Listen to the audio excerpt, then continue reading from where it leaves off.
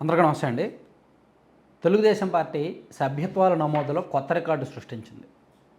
సభ్యత్వ నమోదు మొదలైన నెల రోజుల వ్యవధిలోనే 52,45,000 సభ్యత్వాలు నమోదయ్యాయి.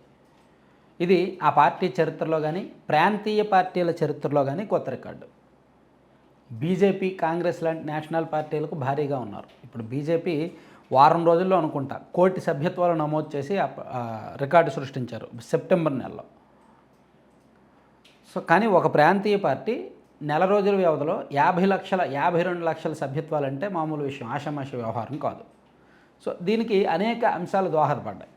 దానికి ఏంటంటే పార్టీ అధికారంలోకి వచ్చిన తర్వాత, పార్టీ అధికారంలో ఉండగా, పార్టీ ఎమ్మెల్యేలు ఎక్కువ మంది ఉండగా, పార్టీ నాయకత్వం అంతా చురుగ్గా, కార్యకర్తలు చురుగ్గా ఉండగా ఈ టైంలో సభ్యత్వాల నమోదు స్టార్ట్ చేయడం, దాన్ని చాలా ఈజీ యాక్సెస్ అనమాట. ఒక నెంబర్కి వాట్సాప్లో మెసేజ్ పెడితే చాలు సభ్యత్వ నమోదు వచ్చేస్తుంది. ఒక మొబైల్ యాప్లో మన నెంబర్ ఇచ్చి రిజిస్టర్ అయితే చాలు సభ్యత్వం నమోదు అయిపోవచ్చు. ఒక నెంబర్కి మిస్డ్ కాల్ ఇస్తే చాలు సభ్యత్వ నమోదు అయిపోవచ్చు. గతంలో వైఎస్ఆర్ కాంగ్రెస్ పార్టీ కూడా ఇదే సులభతరమైన విధానాలతో సభ్యత్వ నమోదు చేసింది. కానీ ఇంత తక్కువ టైంలో వాళ్ళకి సభ్యత్వాలు రాలేదు. కానీ తెలుగుదేశం పార్టీకి ఇది సాధ్యమైంది. మన రాష్ట్ర చరిత్రలో ఇదే ఫస్ట్ టైం. ఇందులో కూడా మనకి వాట్సాప్లో మీరు లిస్ట్ కూడా చూసే ఉంటారు. రాజంపేట అసెంబ్లీ కాన్స్టిట్యున్సీ హయ్యెస్ట్ అనమాట. మొత్తం అక్కడ 2,41,000 మంది ఓటర్లు ఉంటే 93,697 మంది టీడీపీ సభ్యులుగా చేరారు. అంటే దాదాపుగా 38.82% మంది సభ్యులుగా చేరారు. ఆ తర్వాత కుప్పం నియోజకవర్గంలో 2,25,000 మంది ఓటర్లు ఉంటే 82,492 మంది సభ్యులుగా చేరారు. అంటే 36.5% మంది. తర్వాత కళ్యాణదుర్గం నియోజకవర్గంలో 2,30,000 మంది ఓటర్లు ఉంటే 77,764 మంది సభ్యులుగా చేరారు. మీరు పక్కన ఆ లిస్ట్ చూడొచ్చు. టాప్ 10 కాన్స్టిట్యున్సీస్ ఏమేమి ఉన్నాయి, తెలుగుదేశం పార్టీ సభ్యత్వ నమోదులో ఎవరున్నారు అనేది. ఓవరాల్గా 52,45,000. అక్టోబర్ 26వ తేదీన తెలుగుదేశం పార్టీ సభ్యత్వ నమోదు కార్యక్రమం మొదలైంది. ఈ 52,45,000 పూర్తి అవ్వడం అనేది నవంబర్ 26 నాటికి జరిగిన సంఖ్య. ఆ తర్వాత ఇప్పటికి కొనసాగుతూనే ఉంది.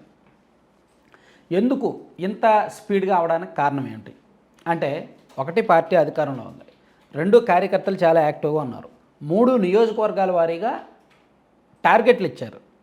ప్రతి నియోజకవర్గానికి టార్గెట్లు ఇచ్చారు. పార్టీ సెంట్రల్ ఆఫీస్ నుంచి ఈ సభ్యత్వ నమోదు మీద ప్రతిరోజు ఆ నియోజకవర్గ పరిశీలకుడికో, ఆ నియోజకవర్గ ఇన్ఛార్జ్కో, నియోజకవర్గ ఎమ్మెల్యేకో ఎవరికో వాళ్ళకి ఫోన్లు చేసి సభ్యత్వాలు ఎన్నయ్యాయి అని అడుగుతూనే ఉన్నారు. దీనిలో కొంత అంటే సభ్యత్వ నమోదులు స్టార్ట్ అయిన కొత్తలో కార్యకర్తలు కాస్త అసంతృప్తిగా ఉంటూ మాకు మెంబర్షిప్ వద్దు, పార్టీ అది చేయట్లేదు, ఇది చేయట్లేదు అని చెప్పి రివర్స్ అయ్యారు. కానీ ఒక 4-5 రోజుల్లో కాస్త కార్యకర్తలతో ఎమ్మెల్యేలు మీటింగులు పెట్టడం, కాస్త వాళ్ళకి నచ్చజెప్పడంతో గ్రౌండ్ లెవెల్లో మొదలయ్యాయి. మరోవైపు కొన్ని నియోజకవర్గాల్లో, నా దృష్టికి వచ్చిన పాయింట్లు చెప్తున్నా, కొన్ని నియోజకవర్గాల్లో సంక్షేమ పథకాలకు ఈ సభ్యత్వాలను లింకు పెడుతున్నారు.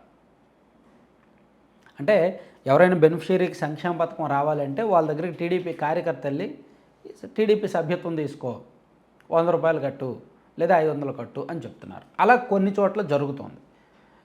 నా దృష్టిలో ఒక 4-5 నియోజకవర్గాలు వచ్చాయి. అదేంటిది సంక్షేమ పథకాలకి ఈ సభ్యత్వ నమోదులకి లింక్ పెట్టడం ఏంటని అనుకున్నా. అది ఆ తర్వాత దాన్ని ఆపేశారు. అలా తెలియడంతో అది కొంచెం పార్టీ పెద్దల దృష్టికి వెళ్ళడం, అలా చేయొద్దని చెప్పడంతో దాన్ని ఆపారనమాట. మొత్తానికి మధ్యలో ఒక వారం రోజుల పాటు ఈ లక్ష్యాలను ఛేదించడానికి కొన్ని నియోజకవర్గాల్లో వెళ్ళారు.